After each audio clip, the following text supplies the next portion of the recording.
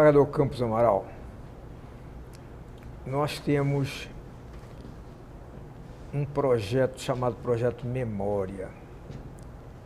E antes de fazer qualquer pergunta, eu gostaria de falar um pouquinho sobre a importância desse projeto. Quando ainda viva a desembargadora Maria Tereza e o juiz Rios, nós nos reunimos para ver se fazíamos alguma coisa para resgatar a memória do Tribunal de Justiça em Brasília, o Tribunal de Justiça do Distrito Federal em Brasília, porque a rigor esse tribunal começou, foi na Bahia, porque era o tribunal da capital da República, era o tribunal da relação. Mas tivemos a seguinte ideia: resgatar a memória do Tribunal de Justiça através do resgate da história, da trajetória, daquelas pessoas que contribuíram para fazer esse tribunal como ele está hoje. E essas pessoas são especialmente os magistrados. A gente notou que a maioria dos magistrados se aposentavam, iam embora e não deixavam nada, não deixavam absolutamente nada. Aqueles que atingiam a administração deixavam um retrato na galeria dos ex-presidentes, ex-vice, ex-corregedor, mas fora disso não ficava nada. Então era preciso fazer mesmo um trabalho desse, para que o colega que se aposentou, que se retirou, que ele pudesse falar um pouco dele, não só da sua vida como juiz, não, falar um pouco da sua vida anterior. E no caso de Vossa Excelência, eu sei que foi um magistrado que já chegou aqui com muita bagagem.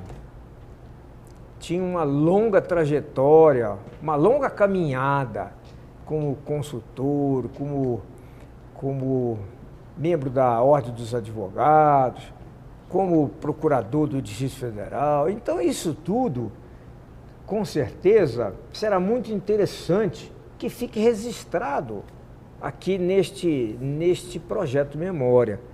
Então a gente podia começar indagando do colega se ele pode contar um pouco da sua trajetória, desde estudante de direito até chegar aqui como desembargador. Perfeitamente. Eu inicio a minha formulação nesta oportunidade cumprimentando o eminente desembargador Menegildo Gonçalves, que foi presidente do nosso Tribunal de Justiça e hoje é o nosso ouvidor, e também a eminente desembargadora Carmelita Brasil, que é vice-presidente do tribunal. E ao cumprimentá-los, gostaria de acentuar que vem prestando um grande serviço à memória do tribunal, desenvolvendo aqui este memorial que vai registrar toda a sua história. A minha vida no campo do direito, eu posso dizer que sempre tive a intenção, desde quando rapaz, de estudar direito. E mesmo antes de entrar na faculdade lá em São Paulo, eu trabalhava lá num famoso escritório de advogado, Dr. Mendes Júnior, na rua São Bento. Eu fazia o terceiro clássico e conduzia processo. Naquele tempo o fórum trabalhava também de manhã, conduzia processo logo cedo para o fórum João Mendes, que é ali próximo da Praça da Sé. Depois ingressei na faculdade e continuei trabalhando no escritório, percorria várias cidades do estado de São Paulo, levando petições, etc. e até era um conselho da minha mãe, me vestia sempre bem e às vezes os juízes me confundiam, achavam que eu era um advogado, me chamavam de doutor e eu ficava um pouco acanhado porque eu não tinha ainda essa posição. Aliás, aqui vale um registro, né, desembargador Hermenegildo. O desembargador Campos Amaral sempre foi muito elegante. É né? verdade. É verdade. Mas, desembargador, a família do senhor é uma família de juristas? Esse gosto pelo direito teria sido herdado ou cultivado ainda por esses ancestrais? Não, minha família não é de jurista. Meu pai era tabelião. Então, eu quando auxiliava lá no cartório, naquele tempo era cartório e escrivania. Entendeu? E então eu acompanhei ali demandas com os famosos advogados que existiam naquela época, né? E o escrivão, naquela época, ele percebia as custas. Que era chamado, ele não tinha remuneração mensal como é hoje, como aqui no fórum é oficializado, né? Então ele tocava os processos, fazia com que os processos andavam, porque tinha aquilo que era chamado preparo, que era o pagamento de todas as custas antes do juiz proferir a sentença. Ali é as custas do escrivão, do porteiro dos auditórios, do oficial de justiça, etc. Então havia sempre o interesse do escrivão que o processo andasse, né? Porque ele não tinha no fim do mês o vencimento debitado na sua conta, como é hoje, né? A cidade qual era? E é um fato, a cidade de Anápolis. Anápolis. E é um fato pitoresco, que o Vera era muito rigoroso, e havia lá um magistrado um pouco lento, então ele levou certa feita um processo, a conclusão para ele. O juiz falou, não, hoje não, traz outro dia, porque hoje estou muito ocupado. Aí levou a segunda vez e repetiu isso. Aí na terceira vez ele levou, quando o juiz abriu os autos, encontrou 3 certidões. Ele disse, eu certifiquei que fiz concluso o processo, o juiz tal, datas, tantas horas, ele mandou que eu levasse depois. Ele assim, tá, de como é que o senhor escreve isso aí? Mas é verdade ou não é? É verdade. Entendeu?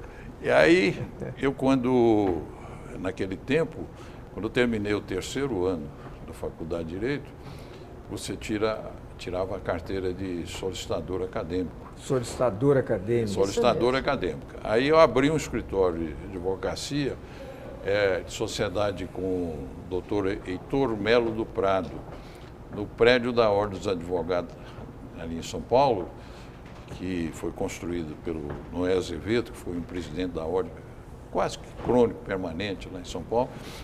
E então comecei a advogar.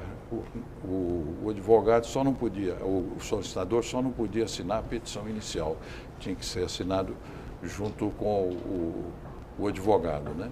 E daí nunca mais parei de advogar. Quando eu terminei o curso, vim para Anápolis, que era a minha terra natal, onde eu advoguei lá uns 3 anos, e depois vim para Brasília, que eu tinha intenção para Brasília. Lá em São Paulo houve um movimento, porque houve uma coincidência, que o presidente do Centro Acadêmico 11 de Agosto era o Dr. Paulo de Azevedo, hoje o Dr. Paulo de Azevedo Marques, que era um filho de um magistrado paulista, mas ele tinha nascido em Goiás, Morrinhos, né? Então ele fazia muita força para a mudança da capital. E fez lá uma semana nacional mudancista, e ele era muito meu amigo, ele me delegou a incumbência de oficializar os convites para todos os estados do Nordeste. Aí eu fui, Espírito Santo, Sergipe, entendeu?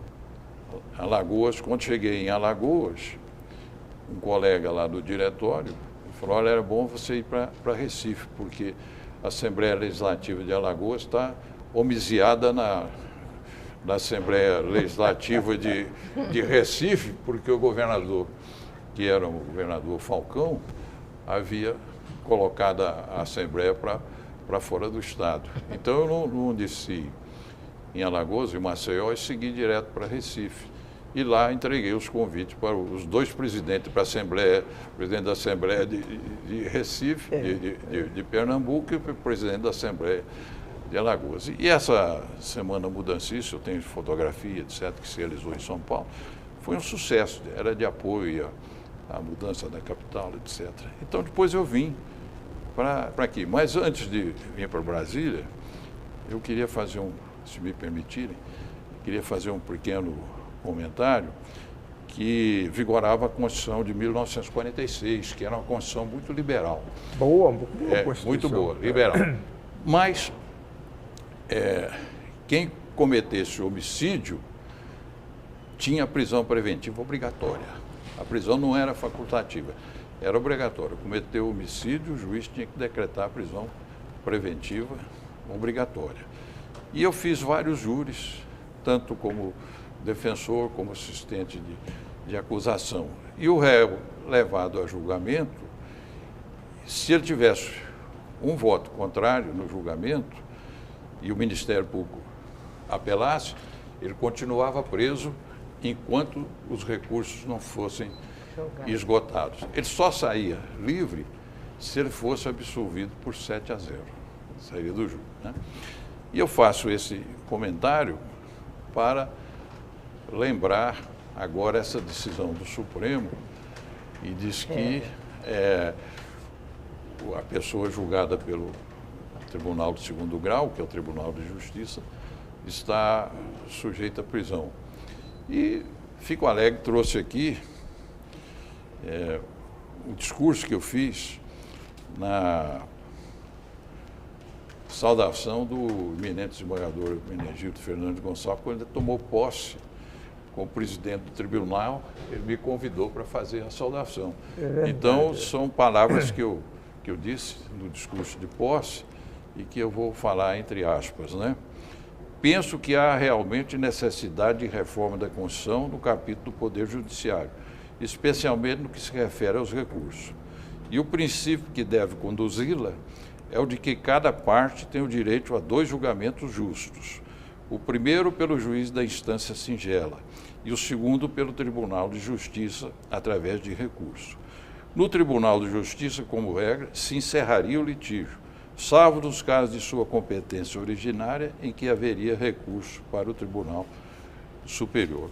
Somente em hipóteses excepcionalíssimas admitir-se-ia recurso para o Tribunal de âmbito federal. É o que agora o Supremo fez. Mas ao sair da sessão da sua posse, encontrei lá um ilustre advogado que disse: desembargador, o senhor quer tirar os nossos serviços? Eu falei: não, o que eu quero é que quando o seu cliente ganhar a causa, ele receba o que ganhou.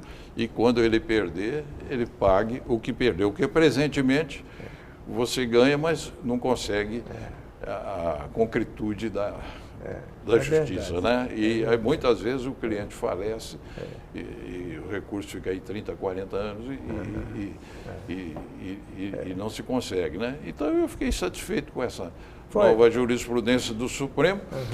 Inclusive é até nocível, né? Porque você vê hoje a execução provisória não dá direito a praça do levantamento de dinheiro. De domínio, né?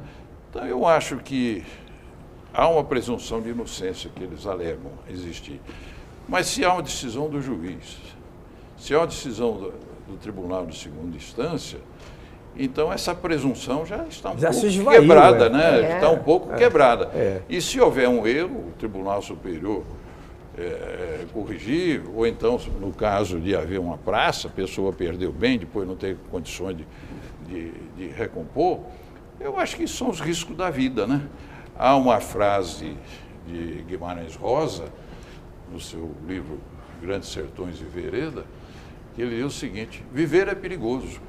Quer dizer, não há nada que não tenha risco. E a sociedade cobrava isso? Cobrava, né? Cobrava então, eu isso. acho que foi muito boa essa decisão. É o que eu sempre digo, que toda demanda tem que ter um fim. Não é possível que ela se prolongue no longo do tempo, né?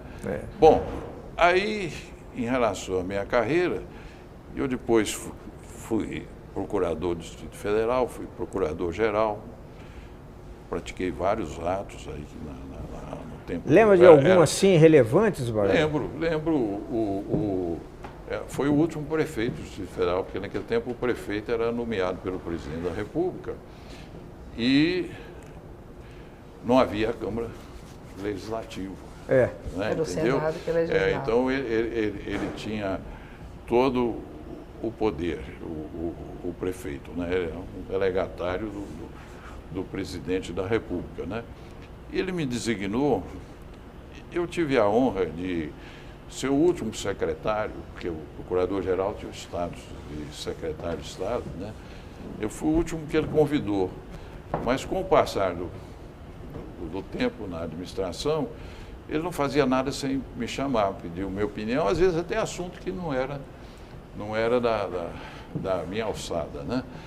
E aí ele me designou, havia sido instituído em lei, mas faltava estar lá, me designou para constituir a Companhia de Eletricidade de Brasília, a Companhia de Águas de Esgoto, CAESB, e a COTELB, que era a Companhia de Telefone. Então eu fundei essas companhias, lavrei os primeiros, redigi os primeiros estatutos e a primeira diretoria. E até um fato pitoresco, que havia os departamentos. Então, quem era o superintendente, por exemplo, da SEB, ele estava indicado para ser o novo presidente, né? Mas estava tudo pronto para instalar a SEB, a companhia, mas não saiu o decreto de concessão. E o ministro de Minas e Energia era o Costa Cavalcante, general Costa Cavalcante. Não saiu o decreto de concessão. E só faltava isso. E o prefeito disse, o ministro não solta o decreto. Haviam 3 cargos, cargo de superintendente, diretor administrativo e diretor técnico. Eu disse para ele, quem sabe se o senhor não oferece para ele indicar um cargo na diretoria. Então você vai lá comigo. Vou lá. Aí fui com ele lá no general. Entendeu muito bem, então ele ofereceu para ele um cargo da diretoria. Aí ele entendeu. Aí de repente o prefeito recebe um ofício. No ofício ele dizia, considerando que o Duarte Cartacho vai ser o superintendente, eu indico um outro para diretor técnico. Ele falou, mas eu ofereci para ele um cargo, ele aqui está indicando 2, considerando que está indicando 2. Eu digo, mas o senhor não ia indicar isso mesmo? Ele falou, eu ia, mas aí a indicação fica assim dele. Eu falei, não, releva isso. E aí relevou e imediatamente saiu o decreto de concessão da distribuição da energia e nós fizemos isso. Sabe? Então, esses 3 atos aí eu sempre me orgulho, porque eu trabalhei muito naqueles estatutos, foi bem feito. Agora, lamento que era uma companhia muito rica, a SEB, né, porque um patrimônio imenso, né, que foi avaliado. Agora sei que hoje ela está com dificuldade financeira. Isso é muito triste, sabe? Mas certamente mexeram nesses estatutos. Hoje já tem a ANEEL, né? Muita coisa já modificado, né? E aí, então eu praticamente, desde a minha mocidade, estou dentro do escritório de advocacia, da procuradoria. Você teve também como conselheiro da ordem? Fui conselheiro da ordem, fui presidente naquele tempo chamava-se Comissão de Ética e Disciplina, hoje chama Tribunal de Ética, né? Eu fui presidente por 2 biênios do Tribunal de Ética. E fui também consultor jurídico do Ministério do Interior. O ministro era João Alves, era um sergipano, né? Naquela época eu fui consultor. E tive a honra depois de a ordem me indicou e eu fui aprovado aqui pelo tribunal e vim integrar o tribunal, né? E aqui estive durante 10 anos e 4 meses e cheguei a vice-presidente. Aí fui atingido pela compulsória, né? Pois é. Agora que já vimos essa trajetória brilhante até chegar aqui, não é? Agora vamos ver se o colega lembra de alguns julgamentos, alguns atos aqui que tenham sido relevantes ou que tenham repercutido para a gente colocar e poder ficar aqui como contribuição para o Projeto Memória. Vereador Menegildo, a vereadora Carmelita, quando conversou comigo, falou se eu lembraria de algum caso, né? Então eu recordei de 2 casos, um administrativo e o outro jurisdicional, né? Judicial. O administrativo foi o seguinte, houve talvez você possa se lembrar, não vou citar nomes, mas houve uma questão em que o Tribunal Pleno Administrativo ficou profundamente dividido. E levada a questão à decisão, houve empate. E o presidente da época desempatou. E desempatou contra a corrente que eu integrava. Né? Isso é uma interpretação de regimento interno. Aí fui para casa à noite, pensei, falei, não, nós ganhamos essa votação, nós não perdemos. Aí chamei um colega, troquei ideia com ele falou, não, você tem razão. Aí fizemos um requerimento ao presidente para que ele reconsiderasse o resultado e fizesse uma outra proclamação. E a questão era o seguinte, tinham votado 2 irmãos desembargadores.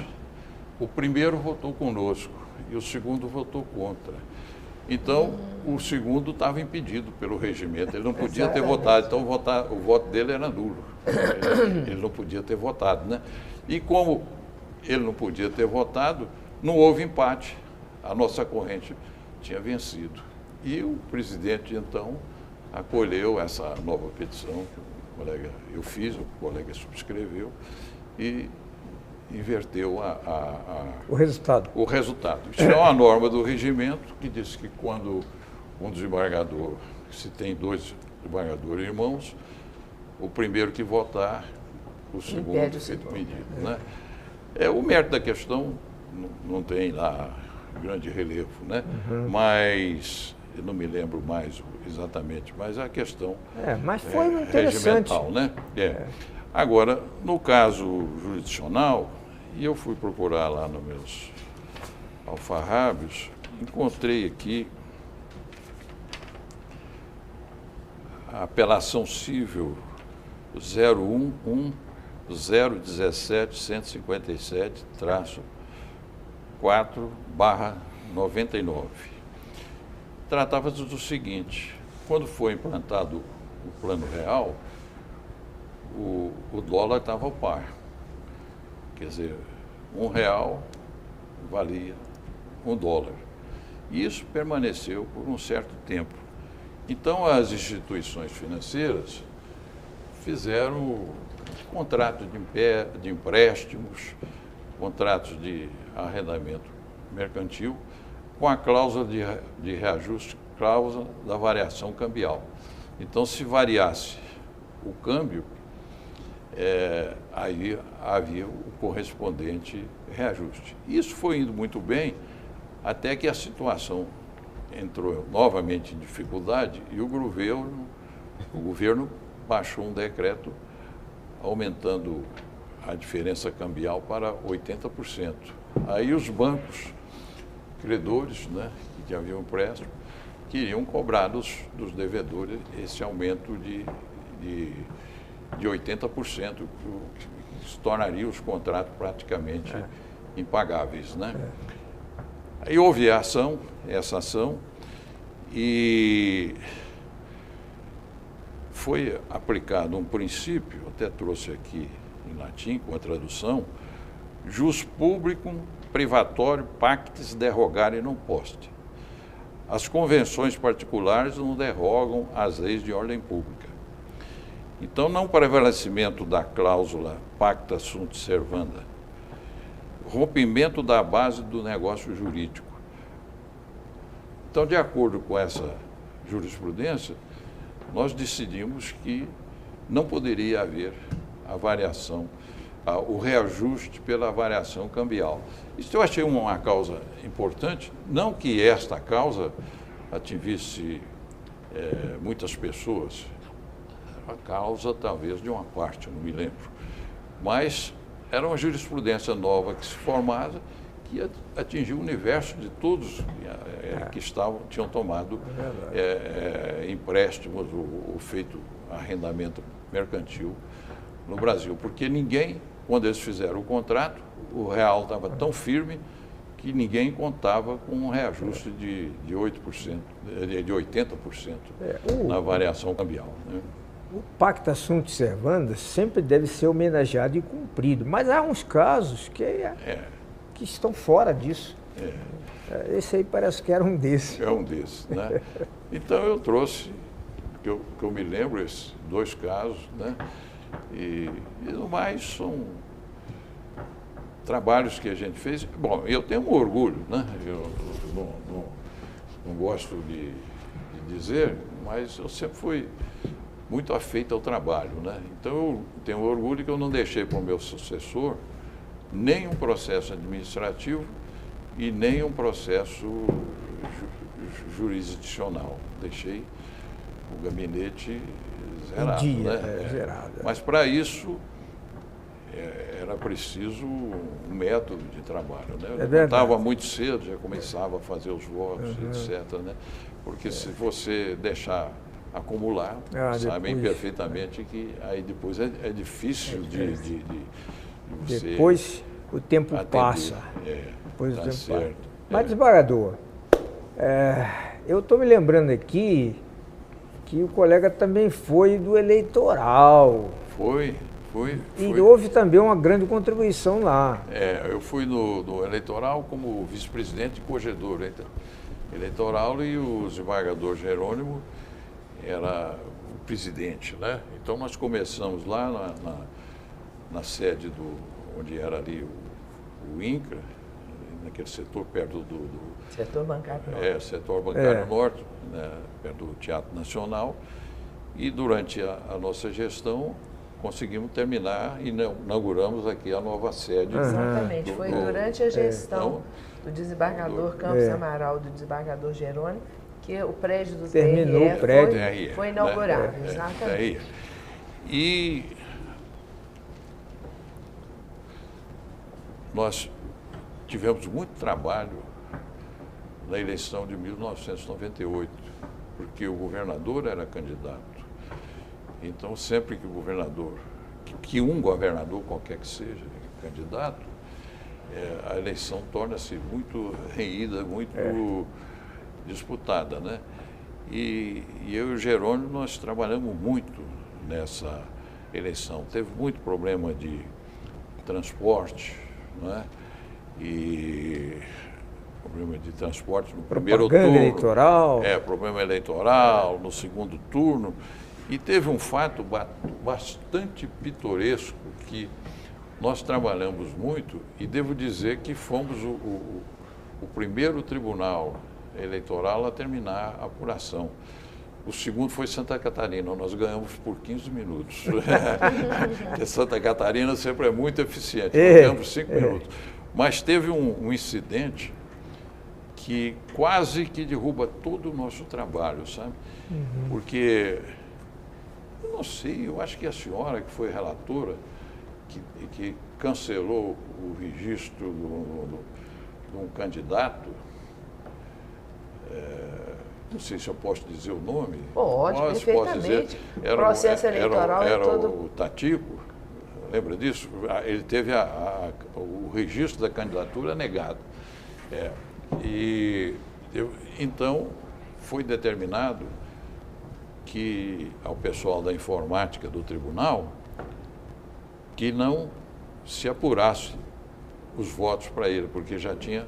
Ele já estava no programa. Já estava no programa e tal. Então, eles colocaram um dispositivo que impedia que fosse apurar os votos dele.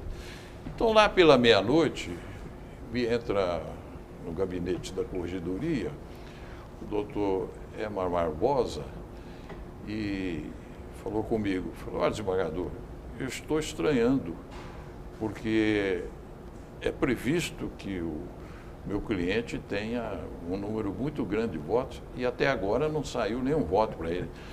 Eu digo para ele, não, mas ele está com candidatura não suspensa, não registrada. Ele falou, não, mas teve uma liminar do STJ que mandou, do TSE, que mandou apurar os votos dele. Aí eu falei, ó, vamos no gabinete do presidente. Aí peguei o advogado e fomos lá no gabinete do desembargador Jerônimo.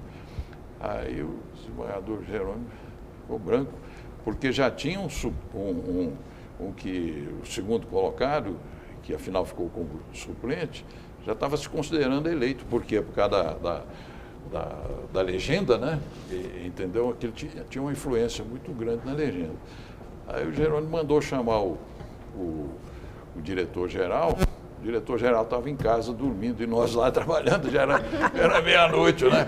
Aí ele ficou possesso e tal, aí telefonou para ele, escuta, você recebeu, naquele tempo era telex, né? Recebeu um telex do TSE, concedendo a liminar para o candidato. Ele falou, recebi. Falou, aí você não trouxe nem para mim, nem para o desembargador corregedor? Então, onde é que o senhor está? Estou em casa e tal. Então vem imediatamente para cá. Aí, chamou ele para lá e tal, aí trouxe o TSE tinha concedido uma liminar, mandando apurar os votos desse candidato, né? Aí chamamos o pessoal da informática, digo, como é que faz? Ele falou, não, nós colocamos lá um dispositivo, nós vamos tirar o dispositivo, com certeza os votos dele vão aparecer, né? Aí tiraram, aí veio aquela enxurrada de votos, ele teve voto, foi eleito com uma larga... Então, com isso aí, ia destruir um pequeno fato, ia destruir todo o trabalho que nós estávamos fazendo. É verdade. Mas, finalmente, Deus ajudou e nós conseguimos encerrar a apuração. Mas foi uma luta muito grande essa eleição de 98. Teve o governador que saiu com os esparadrapos na boca, protestando, teve comício contra o tribunal.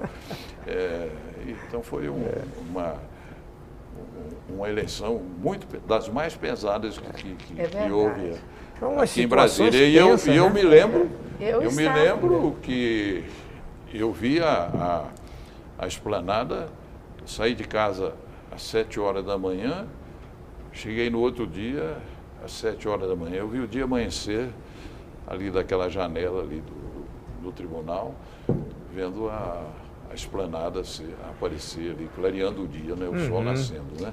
Eu estava no TRE como juíza, né? Juíza. Eu também participei desse período. A senhora não foi relatora desse registro? Não, né? Mas são fatos que a gente não esquece. Não esquece, fica gravado, né? Fica gravado. E são relevantes. São relevantes. Esses fatos devem realmente constar, porque são relevantes e constroem a história da justiça. Porque o que o desembargador fez remissão, essa ação judicial, nós tivemos durante anos, né, desembargador Campos Amaral, durante anos, questões envolvendo essa pagamento de prestação de leasing através de reajuste cambial. E não só em Brasília, mas no Brasil inteiro. Isso foi eu poderia, ainda temos um tempinho? Sim, claro. Eu poderia acrescentar, quando eu era advogado, eu fui indicado para o Tribunal Regional Eleitoral, que funcionava aqui no 4º andar do Palácio. Isso mesmo. O 4º andar no Palácio. E eu fui dois biênios, parece. Uma vez, a primeira vez fui como suplente, mas o titular, afinal, não teve assiduidade, eu acabei ficando lá como efetivo e depois fiquei também como efetivo. E eu tive um colega que já faleceu. Na classe de jurista? Na classe de jurista. Eu tive um colega na classe de jurista, que era um ilustre advogado, doutor José Bonifácio. Sim, Diniz, conheci né? muito. O criminalista, né? Então nós tivemos, o presidente do tribunal era a desembargadora Maria Tereza Braga, Uhum. né? Nós tivemos umas sessões lá muito agitadas e tinha um advogado que queria fazer sustentação oral no agravo de instrumento. E a desembargadora, muito educada, dizendo, o senhor não tem direito a fazer agravo de instrumento e tal. E ele subiu na tribuna e começou A falar. a falar. E aí ela se zangou e falou, o senhor desce da tribuna que o senhor não pode falar, senão eu vou chamar a segurança, etc. Tal, né? Mas era um assunto que estava muito agitado. Aí o Zé Bonifácio, que nós sempre, coincidentemente, a gente tinha mais ou menos o mesmo pensamento, os nossos votos eram coincidentes, teve o caso da Márcia Kubitschek, que eu votei a favor dela, e ele votou também. Então, esse dia, ele me falou, olha, Amaral, eu vou lhe dizer uma coisa, você tenha cuidado, porque se é uma coisa que causa paixão, é política. Ele falou, a política causa mais paixão do que mulher, né? Então você tenha muito cuidado. E ele tinha razão, porque no final dessa sessão, a sessão era à noite, né? Houve luta corporal aí nos corredores do palácio, né? Um advogado, um advogado muito violento, se envolveu, né? Então eu fui também, antes de ser corregedor, desembargador, Tribunal Regional E o Eleitoral, tribunal, eu fui como na classe de jurista, né? o tribunal eleitoral funcionava no quarto andar do Isso nosso mesmo. tribunal. É. E quem transferiu daí fui eu. Foi Porque você. o tribunal precisava crescer. Crescer. Não tinha como. Tive que transferir para um prédio provisoriamente ali no setor bancário norte. Isso mesmo. Mas as sessões do Tribunal Eleitoral, algumas são muito interessantes. E só para lembrar aqui, eu tive lá um caso de um advogado que foi para a tribuna e disse que eu queria levantar a suspeição de todo o tribunal. Ó, De todo o tribunal. Ué, e acho que era o desembargador Manuel Coelho, que estava na presidência, eu era o relator, ele me passou a palavra, eu falei, desembargador, tem muita coisa a acrescentar não, os pedidos absurdos só pode ser indeferido de plano. Mas, desembargador Campos Amaral, dentre as funções exercidas, tem também a vice-presidência do nosso tribunal. Ah, fui não é? vice-presidente, fui. E nós ainda não nos detivemos, nesse período da sua vice-presidência, em alguma atuação, alguma criação importante para o tribunal. Época de concurso, né? Sempre surge alguma novidade.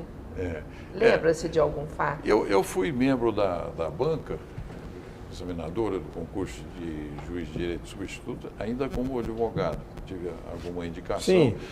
Então figurei. Depois, como vice-presidente, era o Presidente presidente natural, nato, né? é. Então fui por 2 concursos, né? E o tribunal precisava muito de juízes. Havia uma falta muito grande de juiz de direito substituto, né?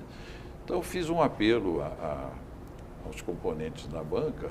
Eu falei, olha, sem prejuízo da qualidade, vamos nos esforçar aqui para aprovar um maior número de juízes, porque nunca são preenchidas as vagas existentes, né?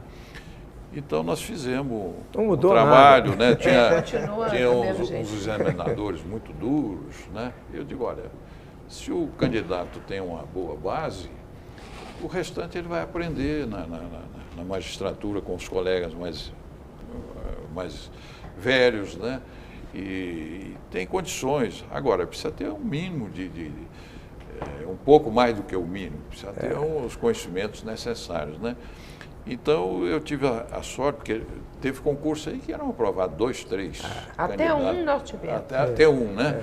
Então, nas minhas 2 períodos de presidência, acho que um aprovei 22 e o outro 23 juízes, né? Agora soube que, recentemente, parece que aprovaram o número maior.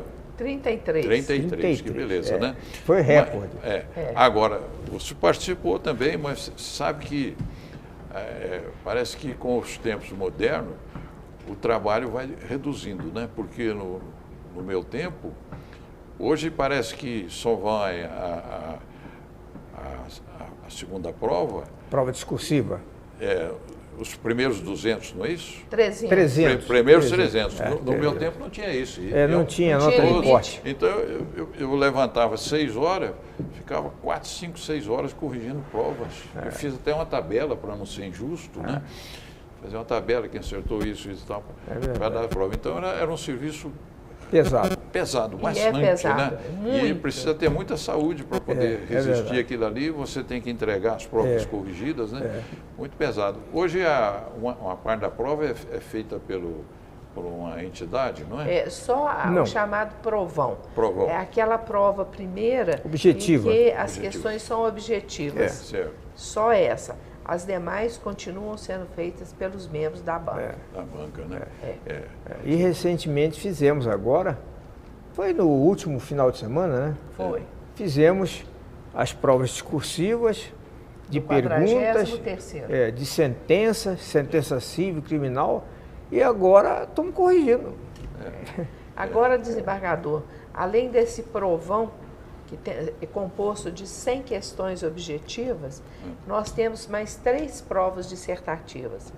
Uma prova de questões envolvendo toda a matéria, porque hoje tem uma resolução do CNJ que exige determinadas matérias que antigamente não constavam do programa, como direito ambiental, noções de direito e formação humanística. Direito eleitoral hoje é uma matéria autônoma no concurso.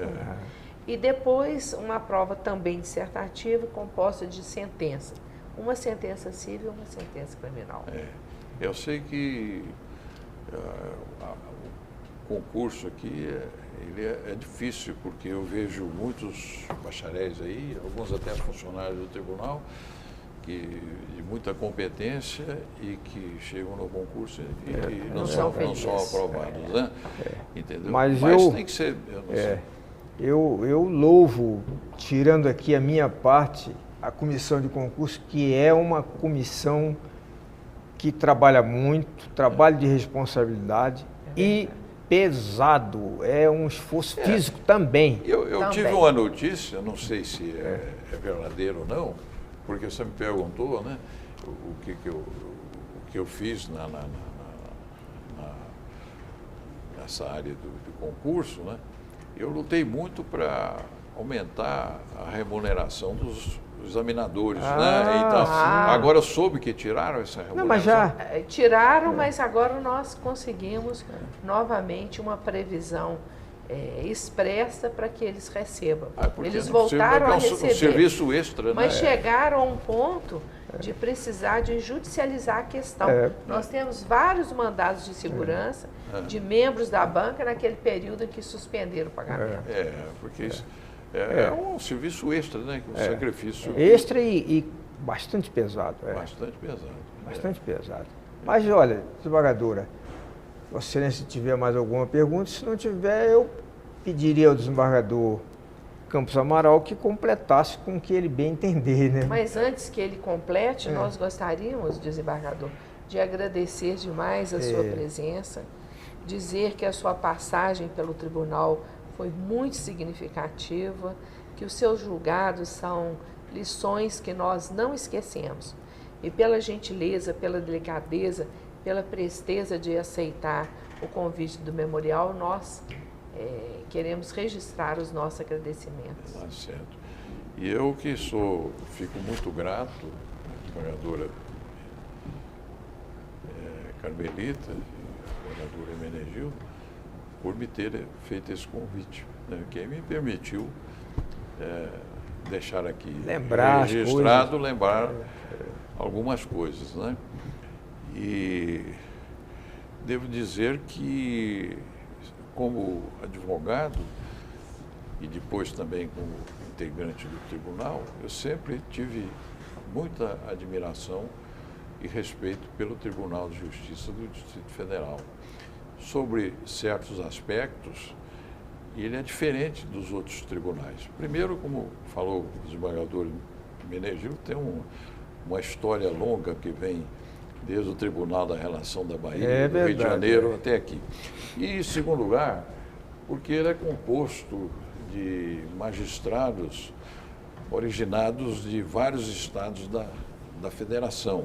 A princípio, a maioria era de magistrados mineiros, mas com muita razão, porque o fundador da capital era um mineiro, o grande Juscelino Kubitschek. Enquanto que os outros tribunais estaduais, em sua maioria, os seus integrantes são originários do próprio Estado. Então, aqui há uma convergência e uma divergência de conhecimento, né, e de pessoas que trazem também os costumes da origem da sua naturalidade. É verdade. Né? E as experiências. E um tribunal que julga rápido, né? Julga rápido. O Tribunal de Justiça daqui do Distrito Federal sempre julgou rápido e acho que continua julgando no presente momento, né? De modo que, para mim, foi uma grande honra ter integrado o Tribunal de Justiça do Distrito Federal, aqui conhecido excelentes colegas, só deixei amizades aqui, né? E fico muito satisfeito e agradecido por ter tido esta oportunidade de trazer aqui um pouco da minha trajetória no campo do direito, né? E eu agora ainda me preocupo, mas os eminentes desembargadores também vão estar preocupados, porque vamos ter que estudar um novo Código de Processo, né? Ainda temos tempo aí? Fique à vontade.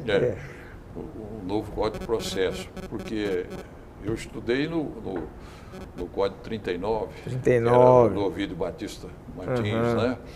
Tive um grande mestre de processo civil, que foi o professor Gabriel de Rezende Filho, e eu era profundo conhecedor, modéstia à parte, do Código 39. E depois ele faleceu, porque eram 3 anos o curso de processo. Ele faleceu no final do 2º ano. Eu fui ao enterro dele no cemitério da Consolação, lá em São Paulo. E era livre docente, o ministro Amaral Santos, que assumiu a cátedra. Naquele tempo era catedrático e livre docente. Hoje acho que é titular. Mudaram a denominação, né? O Moacir Amaral Santos, que com quem eu completei. De modo que quando saiu o Código de 73, Código Gozade, que também dava, ele era livre docente lá, dava umas aulas, eu tive um desânimo muito grande, mas finalmente acabei estudando o Código de 73. E agora vem esse código, que é o Fux, né, que é o presidente da comissão. Estou começando a estudar lá, parece que mexeram muito na parte de honorários advocatícios e muita coisa, né? Então, vamos ter que estudar mais um código. Eu não, porque não estou mais atuante, né? Dou uma assistênciazinha jurídica aí, alguma coisa para meus filhos, etc. Mas, de qualquer maneira, a gente tem que conhecer, né? Porque, de repente, surge um problema, você tem que saber, né? Então, as leis mudam, né? E os códigos mudam, né? O Brasil tem adotado essa orientação de mudança de código, nem sempre com vantagem, né? Veja o Código de 1916, o Código Civil, que era um monumento legislativo, e foi trocado. Eu, data vênia, não vi muitas vantagens, viu? Não vi muitas vantagens, mas é isso. Eu tenho muita saudade do ação executiva, do Código de 39, né? Sim. Porque você, por exemplo, com título extrajudicial, você entrava com a ação, era citado para pagar em 24 horas, sob pena de penhora, aí, feita a penhora, havia contestação e tudo corria dentro de um processo só, até em cima. E quando transitasse em julgado, acabou. Você podia fazer a praça, né, do bem piorado. Agora, o Código de 73... Deu autonomia executiva. Uma autonomia, mas que dizia o Benedito Valadares que a teoria na prática é diferente, né?